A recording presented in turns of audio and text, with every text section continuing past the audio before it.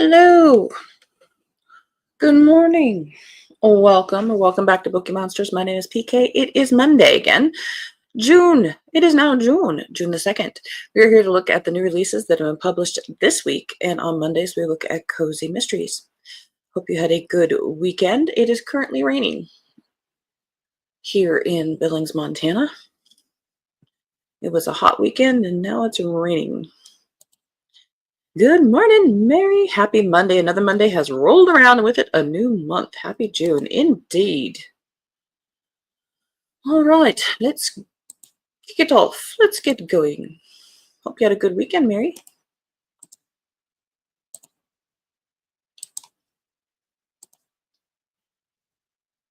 First up, next new release in a series that I'm actually currently reading. One of these right now. I do recommend this series. It is historical mystery. It is June, so now we're doing the Midsummer Mist. Quick announcements. I don't have any sprints tonight. Our next sprints are tomorrow night. This is 16th in the Redmond and Hayes series by Irina Shapiro, Murder in Bloody Weald.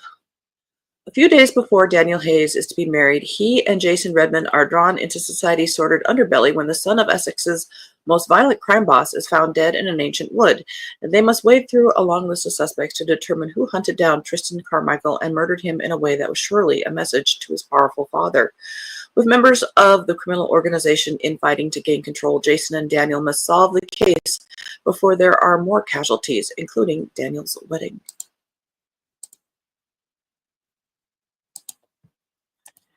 Ashley Weaver has a new one in her series, Historical Mystery. I've not read this one. I have read other Ashley Weavers and enjoyed them, but I've not read this series. This is One Final Turn, 5th in the Electra McDonald series. Oh, final. All right, she's done with this series.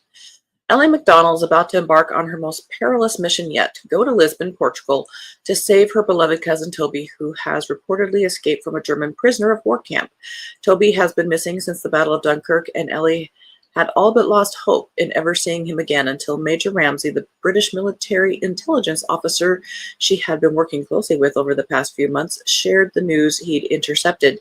Nothing will stop Ellie from finding her cousin, not even the awkward experience of having to travel to an unknown country with Ramsey after he dismissed her for being untrustworthy, just as she'd realized she had fallen in love with him. Under the suspicion of Captain Archie Blandings, a charming intelligence officer based in Lisbon, Ellie meets the undercover operatives to track down where Toby might be hiding from the Nazis and whether they are too late to safely recover him, all the while fighting her feelings for Ramsey and the incessant burden of war lurking around her at every turn. Yes, war is a burden. The Midworth series has a new one. This is 18th in that series.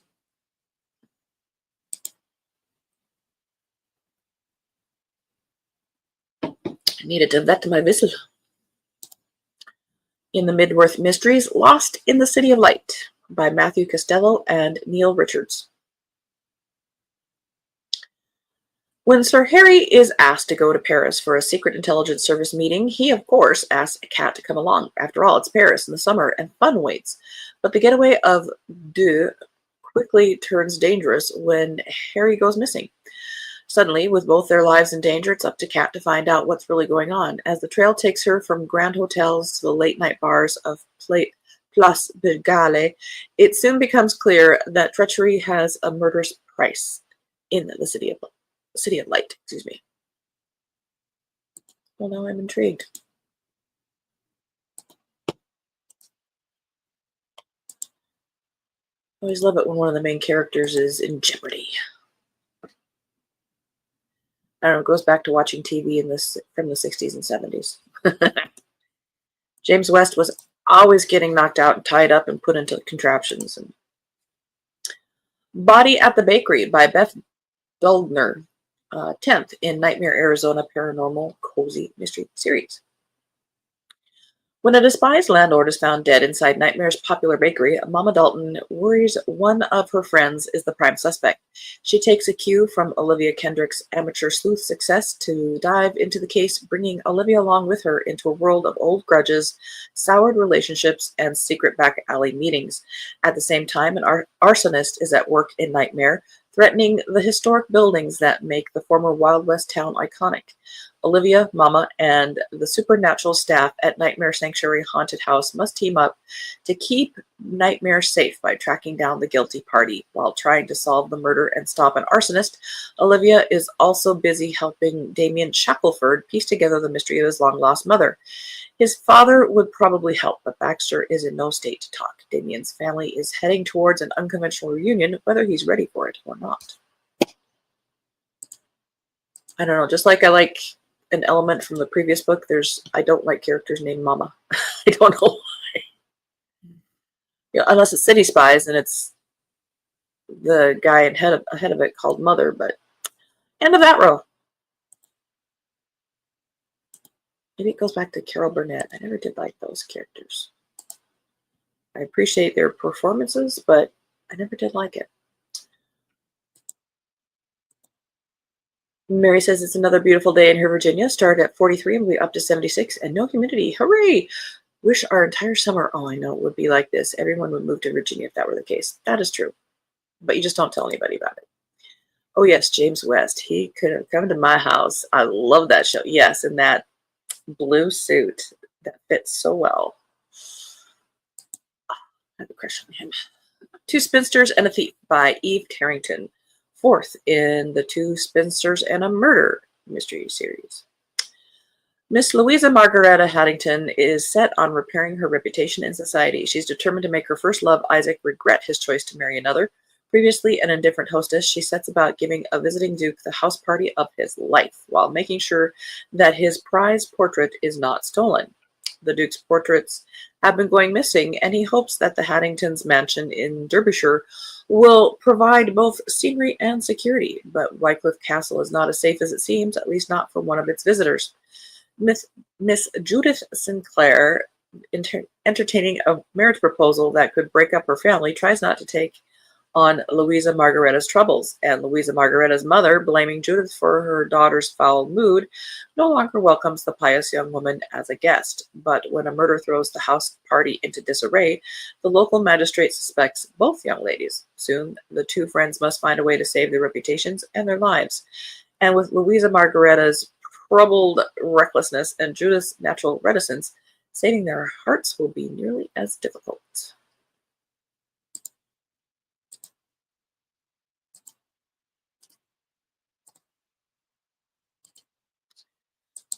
Light Roast Larceny, a coastal coffee mystery by Kate Montgomery, and there's an illustrator.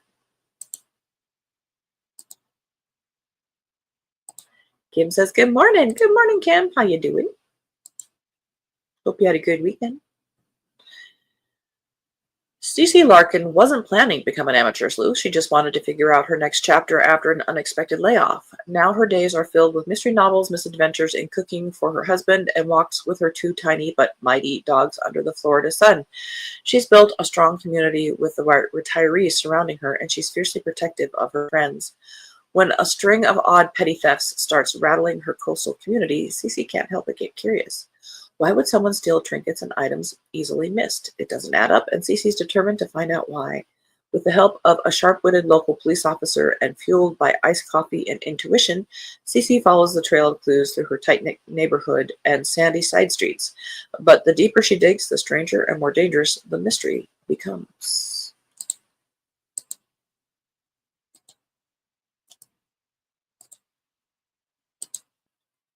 Always Murder by Gregory Ash, 9th in the Last Picks series.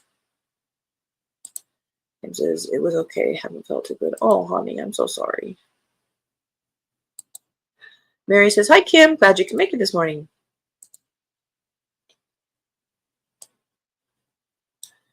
The only thing worse than murder is no murder.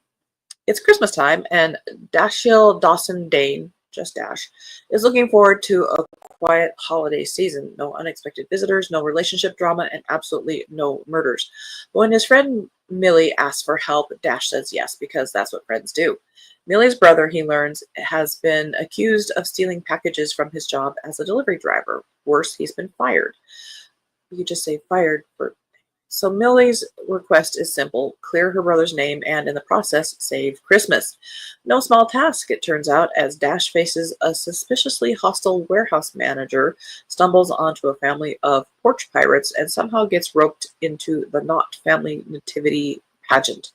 And when Millie's brother disappears, Dash fears the worst. In Dash's growing experience, that can only mean one thing, because it's always murder, isn't it?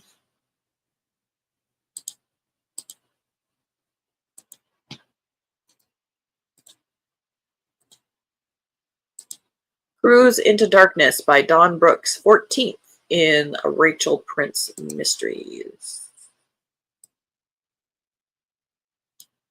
When a violent storm and an unexpected blackout throw the Coral Queen into chaos, newly appointed Chief of Security Rachel Jacoby Prince finds her controlled world sinking fast. The mysterious death of an unidentified woman in the ship's laundry leaves Rachel navigating a maze of espionage, personal demons, and shocking betrayals. Amidst failing ship systems, encrypted leads, and treachery, Rachel's pursuit of the truth pits her against a formidable enemy. With the help of her trusty deputy, Jason Goodridge, and her best friend, Sarah, they must disentangle a web of hidden agendas where every decision could mean life or death. End of row 2.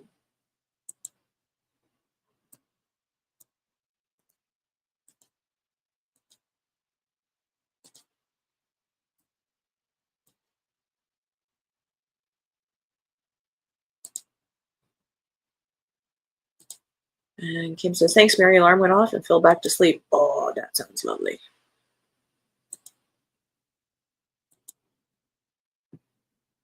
I say this sounds familiar, but sometimes they all just kind of sound alike.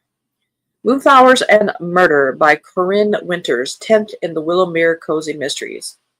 Well, sometimes these independent cozy mystery writers just crank them out week after week or every other week, because they're only about 150 or less pages. When a gala guest turns up strangled by glowing vines in Willowmere's most cursed mansion, Maeve Everhart really believes she's not about to get blamed for floral manslaughter. The plants aren't talking yet, but the conservatory soil, it's got secrets, and Maeve's starting to think someone taught the greenery how to kill on cue. With a magical cat who refuses to explain himself, a best friend being eyed for motive, and a local influencer casually staging hauntings, Maeve's got one chance to prune the truth from the lies before the spiral cuts too deep. Because this time, it's not just gossiping growing roots, it's murder.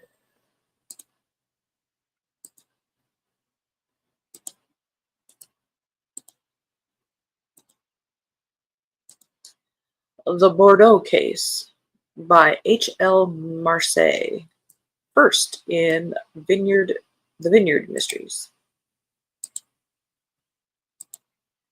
Mary says, I have 2 four-legged alarms, and if I move the slightest, I must get up. I understand that. They are so excited first thing in the morning, can't wait to go out and commune with nature. Keo is not like that. He is not a morning person, but previous dogs, yes. She's awake! Emma comes to Bordeaux in search of the perfect claret, but instead found a cunning killer. Emma King is half English, half French, but 100% disorganized. As the new head wine buyer for her family's business, she has a keen palate, generous heart, and a fiercely loyal nature. Nervous about her promotion, she's relieved to be spending her first week of wine tasting events at the historic Chateau Montfleur, the home of old family friends André and Celeste. Joining her on her tour of the beautiful vineyards of Bordeaux are some other familiar faces. Patty, a fellow wine buyer, Chiara, a travel blogger, Vanessa, the wine critic from hell, and the handsome but arrogant Nico Lambert, Emma's college crush. Because they're college. On the first morning, Henri and Celeste's new wealthy neighbor, Lucas, is found murdered, and her host son, Oscar, is the prime suspect. Convinced her childhood friend is no killer, Emma doggedly investigates, enlisting the reluctant help of her companions. As clues reveal more connections to Chateau Montfleur, Emma must tread a thin line between a dismissive chief inspector and a desperate killer. If you were looking for something French. C.J. Archer has a new one in her Cleopatra Fox series. I'm familiar with this one. I've not gotten to it. This is book 10, Murder at Hambleton Hall. I do know others who have read it and enjoyed it. I'll get to it. The weekend was supposed to be an enjoyable time for her family at the neo-Gothic manor of Lord and Lady Kershaw, but when the gamekeeper is murdered, Cleo can't rest until the killer is caught. As a witness herself, she's frustrated with the incompetence of the local police who lay the blame on a man who conveniently disappeared. When she realizes their ineptitude is a result of Lord Kershaw's influence, she focuses her investigation on the Earl and his family against the wishes of her uncle. The arrival of her suspects at the Mayfair Hotel allows Cleo to continue the investigation after the country house party ends. But what she discovers unnerves her. The gamekeeper's reputation for seducing young women has left a trail of broken hearts, from the lowest maid to the highest lady. But could there be another reason for his murder?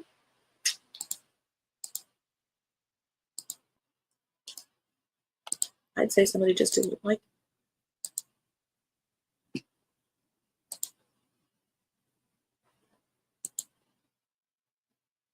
Hashtag throwback for murder. You know, years from now, they're going to look back at that and go, what the heck does that mean? Number 4 in the Sarah E. Burr is the author, 4th in trending topic mysteries. With crime in Central Shores, Delaware finally trending downward, social media influencer Coco Klein considers archiving her amateur sleuthing exploits. But when a blast from her friend Charlotte's past dies under suspicious circumstances, all thoughts of Coco leaving her crime-solving days behind get deleted. The local police are looking at Charlotte, which means Coco needs to find them another suspect, or even better, the real killer. Teaming up with the sleuth squad to clear one of their own, Coco and her friends scour the victim's socials for clues. What was this guy doing in Central Shores? Who did he have ties with other than Charlotte? With evidence mounting against Central Shore's favorite coffee shop owner, it's a race against time before Charlotte's rep is permanently canceled. Can Coco uncover another killer, or will Charlotte go from barista to behind bars?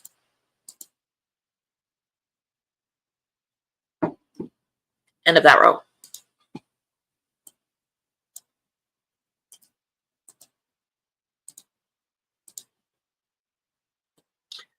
The Ghost in room 785, second in the Haunted Hotel series by Bonnie Elizabeth. One dead boss, one distracted ghost, one very determined amateur sleuth. Everything always happens at once. First, Maggie finally lays on the elusive ghost haunting room 785. Then her least favorite boss turns up dead in one of the hotel rooms, and just like that, Maggie becomes suspect number 1. To make matters worse, her ghostly best friend Olive is too preoccupied with a long-buried crime she might have committed to help. Now Maggie is on her own to clear her name, navigate a web of secrets, and uncover the real killer before the police or the murderer gets to her first.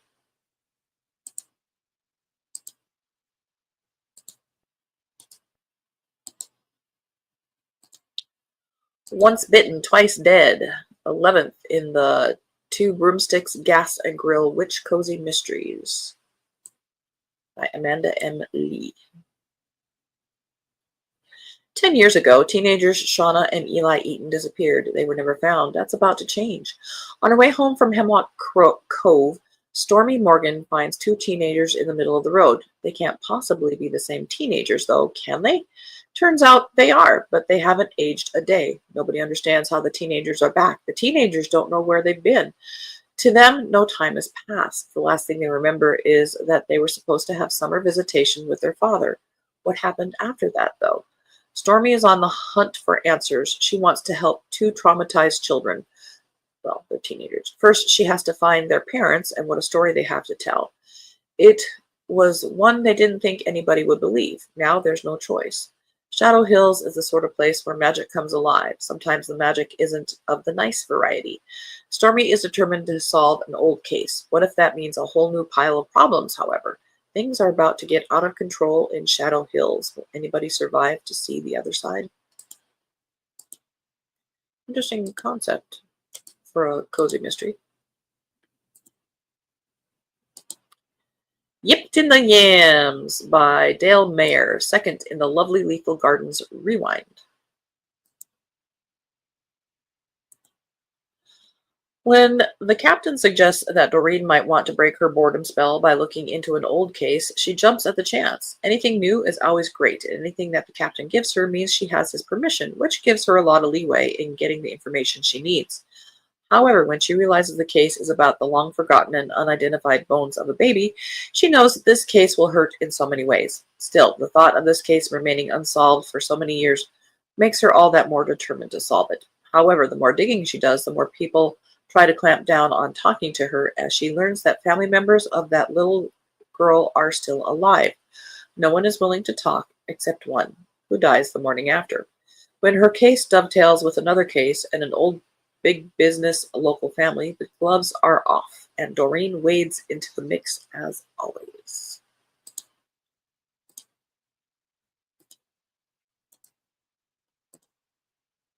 Murder on the Grand Canal, 10th in the Michael Bishop Mysteries by Anthony J. Pucci.